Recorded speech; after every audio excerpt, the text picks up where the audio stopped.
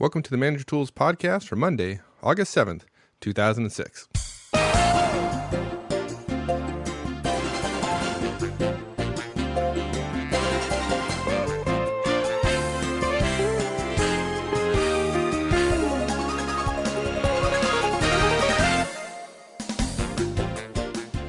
Hi everyone, this is Michael Ozan and welcome back to Manager Tools.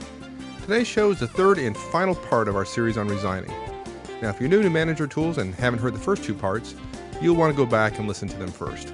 You can find them on our website at www.manager-tools.com or find the shows through your podcatcher of choice. In addition, some have been asking where to sign up for the premium content we've been promising. Well, I'm almost there with the integration work, and yep, it's all on me right now, folks. But progress is being made, so please hang in there, and we'll get there pretty quickly. Okay, with that, let's go finish up our conversation with Mark about the professional way to resign.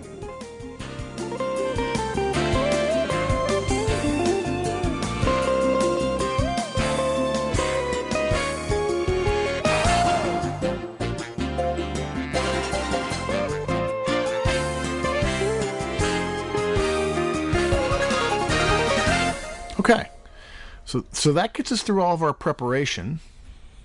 Now we go to phase two. Yeah, I wonder how many people are still listening to us. I know. Yeah. We should do a little contest here. If you're listening now, send us an email. Yes. And you'll get whatever. Phase two, delivery. This is the phase that most people focus on. You should know how to do this well. It's very simple to do it well. It's not complex. That doesn't mean it's easy, but it is simple. And there's some simple things we need to walk through here. I think there are 9 steps here. 1, don't do it in writing. I don't care what anybody's told you. Do it privately to your boss and your boss alone. And by the way, that doesn't include hanging around after a meeting. You never do it in anger. Hopefully we've beaten that horse enough. And you should say nothing negative in any way to anyone about anyone ever, period. There's a right way to do it. You actually say, I'm resigning. Then you say something nice, and then you discuss timing of when you're going to leave. And we'll give you some examples. You don't have to answer any questions, folks. None. Again, we've talked about this before. Be ready to be escorted out the door. Have your transition file with you, ready to share. And then, again, tell no one, no matter what, once you've talked to your boss. It's not your place. Right, except your admin. No. Oh, okay. No one. Yeah, we beat that horse too. Okay. Yeah, we did. Okay, so first thing, we do not resign in writing. Please do not prepare a resignation letter and print 2 copies and only pick up one at the copier and then discover that you lost that other job you had and then suddenly have your resignation letter found by a cleaning person or by your boss at the copier at 8 o'clock at night. That's happened. It's funny when it does, but it happens. Yeah, it happens. Yeah, all the time. There's no requirement legally for firms to have written notification. Lawyers tell them it'd be good, and HR says you should do that. There's no requirement at all. It's in most employment situations, unless you have a contract, of course, that's a different situation, usually for more senior people or for external. We're talking about employees, managers, as opposed to senior executives. You're an at-will employee, which means you can be fired at will, simply for being who you are. Some managers ask for something in writing, but HR often doesn't know what to do with it anyway. Sometimes firms have a standard form you just sign, say, I hereby resign, and here's the date. But when you put things in writing, particularly at the start of the process, you're reducing your flexibility. It goes places you can't control. It gets an HR person's desk, and then your manager says, by the way, we got a $50,000 pay increase. We'd kind of like you to stay. But the HR person at the same time is working on your resignation and shutting down accounts and rearranging things and taking your name off of succession planning and everything else. It gets messy. So verbally only until all the details have been worked out, and only then if your boss insists. And if your boss in the course of an interview says, I'd like something in writing, say, well, I'd prefer not to give you anything in writing until we agree on the details. Now, I suppose he could certainly say, I've never had it happen to a client of mine. He could say, no, I want it in writing. on this date, before, on today's date with an open-ended ending before we move forward, then you can say, no, I won't do that. But I've never had a manager do that. I've had too many managers go in with something in writing and then want to change it and have multiple copies made and different dates on the different copies, and oh, what a mess it can be. Well, and to some extent, a written resignation, unless you're required to do it, but a written resignation when you're not required to do it has the air of, stick it in somebody's face. It does. There's an emotional content to a written resignation that isn't necessary if you want to leave under decent terms. Exactly.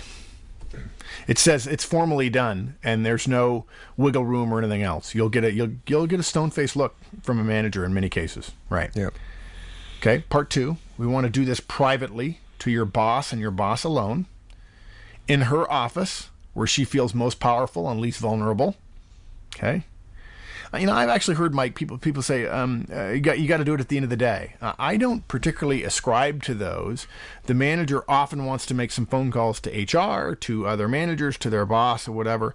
And if you do it too late in the day and they don't feel like they're getting anybody and they want to react quickly with a counteroffer or be able to talk to you or have your mentor visit with you, I'm not saying you can't do it at the end of the day. I just don't think there's a particular time of the day that's inherently better or that has some hidden benefit associated with it. Well, I don't have any preference on time. Well, the question is who you're trying to make it easy for. If you're trying to make it easy for yourself, so that you do it at the end of the day, so you don't have to go through a whole day of looking your boss in the face or whatever. That's a cheap cop out, frankly. But that's the most recommendation I hear when people say that it's making it easier on the person resigning. For the person for the boss, I don't want to end my day that way.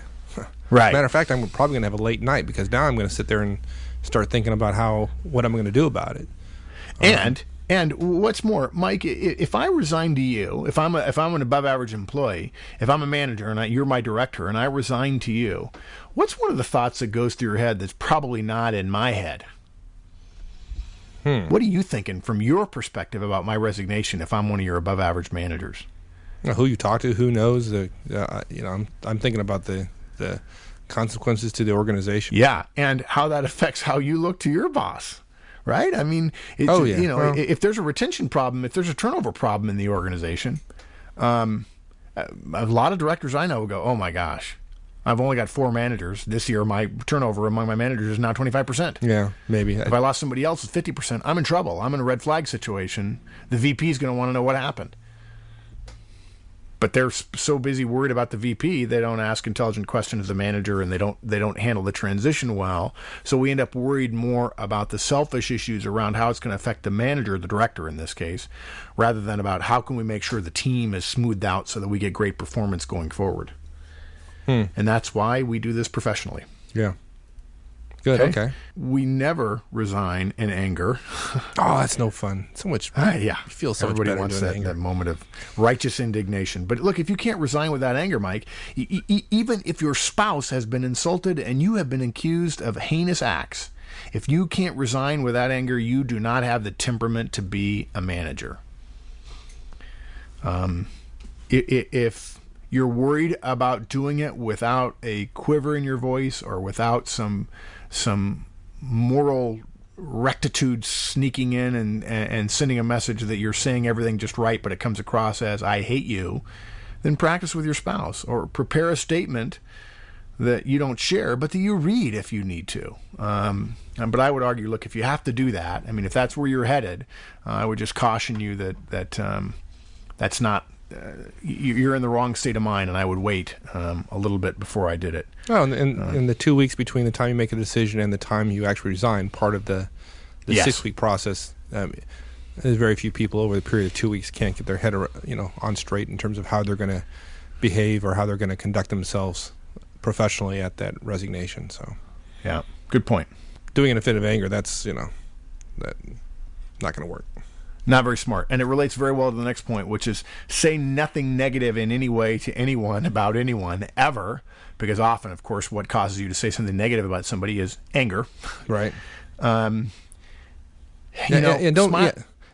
People think, sorry to interrupt, but people think that when they do that, they're somehow going to change things. Like, I'm going to tell everybody what they're doing wrong, because after I leave, a message will have gotten through, and somehow they will change their management style, or some policy will change, or some. Doesn't that just sound? It's hilarious. Yeah. Well, people believe it though. They actually, I know. It's let us hope that this podcast does that one thing. It dissuades people of the notion that in a fit of anger you're going to actually change anything. Yeah. So it's not going to work. So in a fit of unprofessionalism, you'll get the organization to be more professional. Yes, exactly right. That'll work. Sure. The old saying is smile at people on your way up because you're going to see them on your way back down. Right. And whatever you say now to the people who are still there may well get back to the people who are arranging your last days, the paperwork, all that kind of stuff. It's just not worth it. And I'll tell you something. When I was fired from my previous job, my old boss told me, as this goes both ways, not only in terms of resigning, but also in terms of being a manager who accepts a resignation. My old boss told me that they would be saying it was a mutual decision, that that's the way things are handled among executives. And within 24 hours, it was reported back to me by very good friends of mine that he was telling people he had fired me. He hadn't had any qualms about it at all. And there was a tone that I thought unprofessional. Let's put it that way. There was some relish involved. And when he shared this with a lot of other folks, there was some backlash against him and his firm regarding, why would you treat somebody who was so close to you for 7 years? Why would you talk about it with relish? There should be disappointment. There should be sadness. And by the same thing, if you have any relish when you're resigning, if there's any righteousness at all, it will come back to haunt you. Again, smile at people on your way up because you're going to see them on your way back down. Yeah, and when you do resign, there's a the way to say it is, I quit. Right? That's. No. Quit is such a great word. That is a classic. That's one of those pop culture things. It's like 2 weeks' notice, and they say, I quit. And saying I quit is perceived as an emotionally immature construct. It's just wrong. It is high school student quitting their summer job. I quit. Just get quit out of your vocabulary. It is not a professional word. What you say is this. Boss, or Janice, I'm resigning. There's a lot to like here. I'll miss a great deal of it, but I've accepted another offer. I can stay for up to 4 weeks and would like to negotiate the timing of my departure. So 3 parts. You actually say, I'm resigning. Don't start by saying something like, well, it's been a really good time here, la la la, because they're not going to hear any of that. The moment they hear some sort of preamble going on, they're gonna there's a buzz in their head going, oh my gosh, is this guy going to resign, or does he want a raise or whatever? They're not really listening clearly to what you're saying. They're just emotionally responding. So you have to use their name, Janice or Bob or whatever. Janice, I'm resigning. Then you say something nice, because once you say I'm resigning, believe me, there's white noise in their head yet again. After you've said something nice, then you talk about timing. And you say, I can stay for up to 4 weeks and we'll be happy to negotiate the timing. If they want to shorten it, they're welcome to do so. And that's why we talk about those steps in preparation, phase 1. And there will be managers who will see the 4 weeks as you attempting to make more money while having an easy time of it. And to your point earlier, Mike, about having all your preparatory documents there, that's really going to send them the right message. And they're going to see that the reason you're willing to stay that long is you want to make the transition effective. When you put that 4 weeks together with the amount of pre-work you've done, there are a lot of directors who are going to say, wow, this is really, really great. And I've even had several of my clients asked by their director, by their EVP, by their VP, and so on, can I keep some of this stuff? Can I use this? Because this is really, really good. That's as high a praise as you'll get at a point where your boss is not real happy with you, obviously. Yeah, this happens so rarely that if you follow these steps and walk out, your reputation will precede you, because this is unusual. Yes. And I built this model over the years of coaching people on how to do this. Isn't it great? Like, oh yeah, hire that guy. He resigned so well. Yeah. He's the best quitter I've ever hired. No.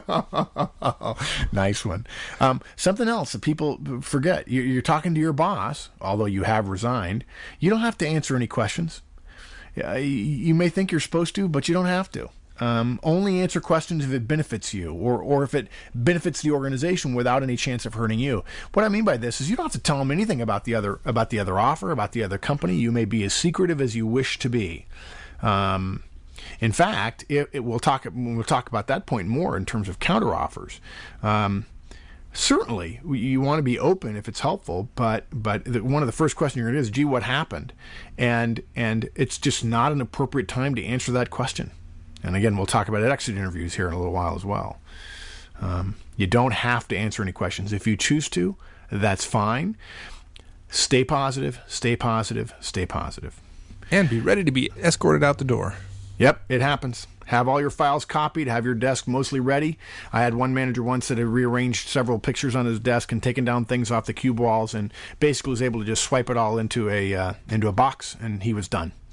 And when the manager calls security and security comes to the director's office and then they walk you over to your desk, you don't want to spend a half an hour with two security guards or two fellow managers looking and going, "Okay, what is this yours? Is that yours? Please don't turn on the computer." It was just, when I was fired, of course the laptop was company property, but it had all of my nieces and nephews' birthdays and clothes sizes and all kinds of things in it that, I'm sorry, you can't have that. So I'm a good example of somebody who didn't, when I wasn't afforded those things because, of course, I was fired rather than resigning. Don't be stupid. For those things that you don't need in your office, like personal books and all those kind of, without being too obvious about it, the day you resign, don't have them in your office. I mean, don't make it an issue. Don't take them home a little bit at a time. Yeah. And I'm assuming you haven't done anything, against corporate policy or illegal or anything like that. But just don't make it an issue. Just don't have it there. If you have files that you've copied that you feel legally entitled to and morally, ethically entitled to, well, don't have them in your office. Just have them at home already. Right. Good point. Okay. Have your transition file ready to share. The things we talked about in the preparation phase. I always recommend it in your hand. Not that you're just going to slide it over across the desk because they won't know what to do with it. You're going to want to walk them through it.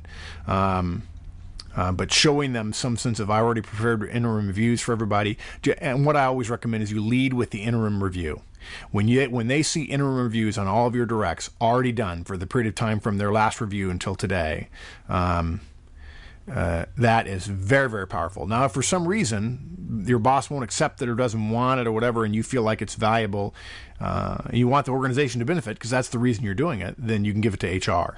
I've actually had some people give it to a team member and say, "Look, the boss didn't want this stuff, but you guys will want it. I can give each of you your individual reviews, and when you meet with your new boss, hand him this review and say, my boss prepared this before he left on every single member of the team between their last review and now." That'll raise some eyebrows. If your name has been dragged through the mud and then they see a well-prepared review, they're going to raise some eyebrows and go, "Gee, wow, maybe I've been misled." Yeah. And we come back to our favorite comment, which is tell no one, no matter what. Hopefully we're clear on this. The boss gets to decide who gets told at this point. Until he or she makes it official, you're not authorized to say anything to anybody other than an email to your spouse. You don't make a phone call to your spouse when you're walking out of the boss's office, even to say it's done. And I think the part of the problem here is people, when they leave, they want to characterize. They want to be able to characterize the manner in which it happens. And guess what? It's uncomfortable. You just got to get over that. The boss gets to communicate it. The boss gets to create the environment. I mean, hopefully your boss is not going to lie or be untruthful, but your boss is the one that is left with the organizations. They still have to run it. They got to come in the next day and still meet the goals and objectives of the organization. These days, that's tough enough as it is. Yep. Give them at least the courtesy of characterizing and communicating in a way that makes it possible for the organization to continue to thrive in your absence. Well said. Well said.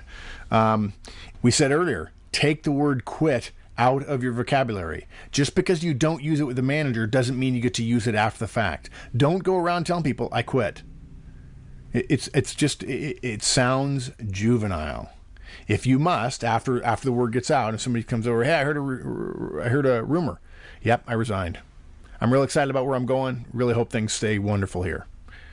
Right. And if people bait you for information, want to say, gosh, you're finally getting out of this rat race. Nah, don't do it. Say, no, there's a lot of good things alike here.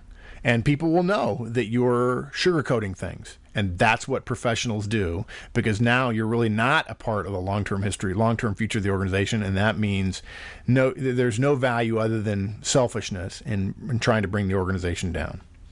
Yeah. Agreed. Okay, phase 3. So now you've told your boss, and so we're in the interim period between the time you've told your boss, it's official, it's out in the open, and the time you get to actually leave, the last day on the job. So the steps are, we should expect a counteroffer. We should also expect some disenfranchisement. You're going to be ostracized. Professionals work hard during this period, and they go home at 5 o'clock. You should talk to a benefits consultant at your firm, if it's big enough, about the benefits that the firm offers and what the resolution is of all the policies and procedures and COBRA and all that kind of stuff. We'll talk about that. No matter what you do, keep your mouth shut during the exit interview.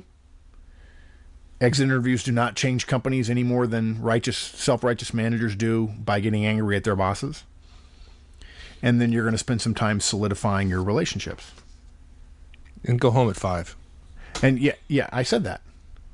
Oh, did you? Yeah. I said it after work hard, but before talk to benefits, because I thought they went together. Okay. I'm deleting that. Yeah, nice. See, when I say stupid things, I get to delete it. See how that works. Okay, expect a counteroffer. Look, we're going to have a whole separate session on counteroffers. They don't work. We rarely recommend them, although there are times when we would recommend them, even though we know they don't work. But nevertheless, you may be offered one. Don't tell them not to if it seems that they really want to make a counteroffer to you.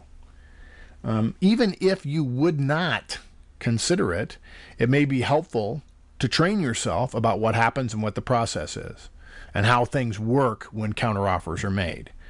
But look, if there's no way on God's green earth that you would ever accept a counteroffer, that you're done in every way possible, and let's be blunt, including a 50% raise, if you would not consider a 50% raise, then you should tell them that. No, there's really no need for you to go through that. I won't consider it. And that gives them the opportunity to choose not to spend their limited resources of time and effort preparing one if, in fact, there's no hope of you doing it. Let's be professional and respect them, and hopefully they'll return the favor and respect us in terms of the amount of time we want and what we're willing to do in the interim period. Now, something you can do to preclude a counteroffer, if you know you would never dream of accepting it, is to not tell them what the other offer is. There's no way they're going to prepare a counteroffer to an offer they don't know anything about. If they say, can you tell us where you're going and what the amount is and so on, you say, I'd prefer not to share that at this point. Right. They're going to be quite stunned by that, but they're absolutely going to, and then they're going to say, well, we can't prepare a counteroffer if you won't tell us more about the offer because we don't know what we need to do. Then the answer is, well, then okay, I respect that, and so I understand that you're not going to make a counteroffer. That's fine. Okay, but again, you don't have to say anything. Okay, if you don't tell them anything, other than to reassure them that you're not going to a direct competitor with all of their customer files, like I said, it will absolutely chill their interest in countering your offer, whatever it might be. Yeah. And just be clear, we mentioned earlier, resigning with the expectation of getting a counteroffer as a gambit is not a good idea. If anyone thinks that anything in this podcast can be construed as I'm part of my strategy is to resign in order to get a counteroffer, they are smoking something, Mike. That is absolutely one of the dumbest things managers can do in terms of careers. Yeah, and I hesitate even suggesting that anybody would think that, but the fact is I've seen people do it. So yes. So sorry, I didn't mean to offend No, anybody, it's great. It's a great point. It is mind-bogglingly dumb. Not only if you did it, and I went through the process, and I found out later that it was a ploy, I'd fire you. Oh yeah, definitely. Yeah, that is abusing corporate resources for personal gain. Like, I would go. There's too many variations to give a definitive answer, but even talking about counteroffers and accepting counteroffers is I rebel at. I'm Yes. a firm believer that once I resign, I don't care what they offer me. I'm not staying. Yeah, So, they just don't work. They could be a tactical ploy, but they don't work. Yeah. If you find yourself accepting a counteroffer for $5,000 more than what you're making now, you should have never been in the conversation to begin with. Yeah. But that's a whole other set of casts. Okay? Exactly. Another thing that's going to happen is you're going to get disenfranchised really quickly. You're a persona non grata right now. Things are going to be different. You're going to be ostracized.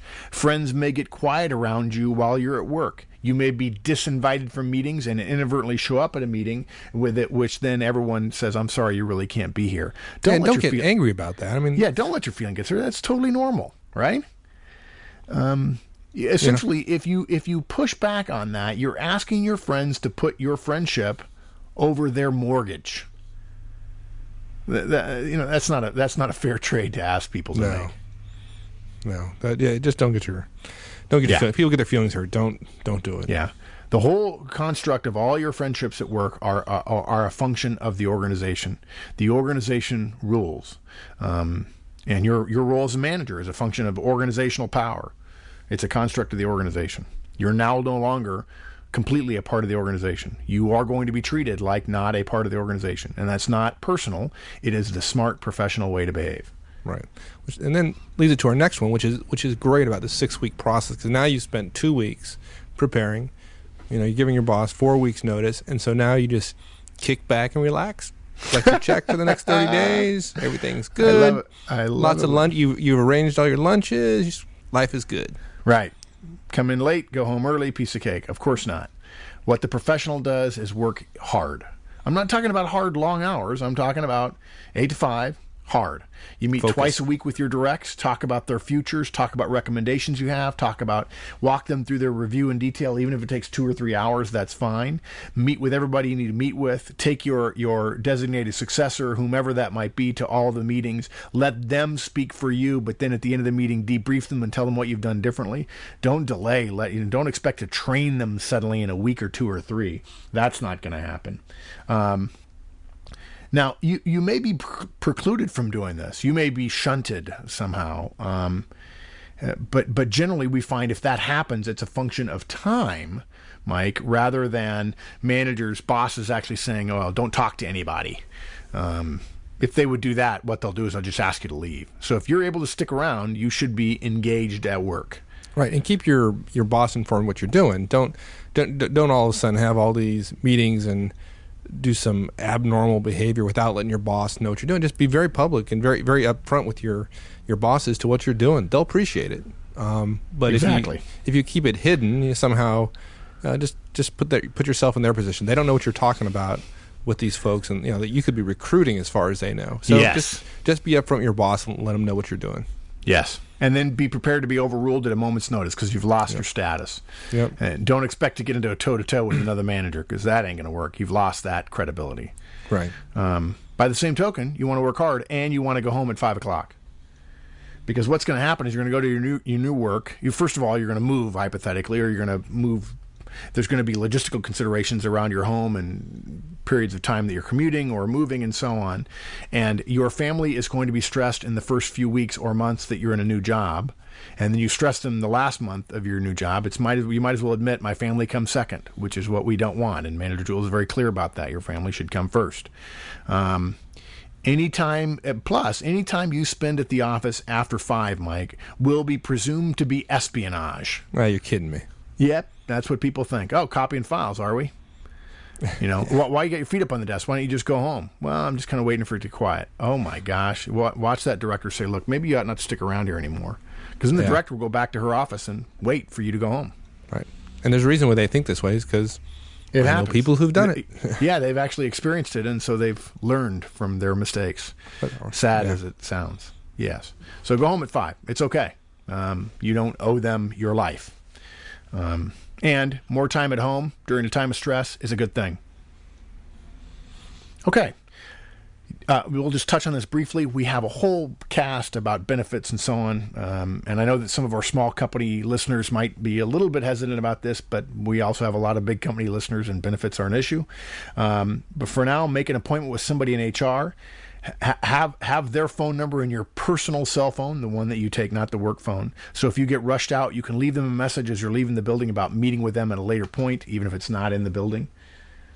And if you get less than a complete answer about COBRA and about 401k and all those kind of things, which they should be quite knowledgeable about, or they should know who you should talk to. If you get less than a great answer, call their boss.